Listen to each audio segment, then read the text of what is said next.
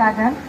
மீண்டும் பிள்ளையாகி தாயோடு கதைக்க ஆசை, மீண்டும் செல்ல மகளாய் மாறி தந்தையோடு நடைபயில ஆசை, மீண்டும் அக்காவாகி தம்பியோடு சண்டை போட ஆசை, மீண்டும் பெயர்த்தியாகி தாத்தாவிடம் கதை கேட்க ஆசை, பாட்டியிடம் பாத்திரம் உருட்ட ஆசை, மீண்டும் 90க்கே சென்று கைபேசி இல்லா உலகம் படைக்க ஆசை, மீண்டும் மழலையாகி என் விளையாட்டை மீட்க ஆசை, மீண்டும் இழந்த தருணங்களை மீட்டிட ஆசை, மீண்டும் முறுக்கு மீசை கவிஞனை காண ஆசை, மீண்டும் பள்ளிக்கு சென்று நண்பனோடு நாட்கள் கழிக்க ஆசை, மீண்டும் மாணவியாகி இவர்களிடம் பயிலவும் ஆசை.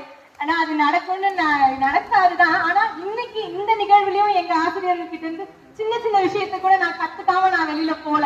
இந்த ஸ்டேஜ் எனக்கு ரொம்ப பெரிய விஷயத்தெல்லாம் ஏற்கனவே கத்து கொடுத்தது என்னோட கசின்.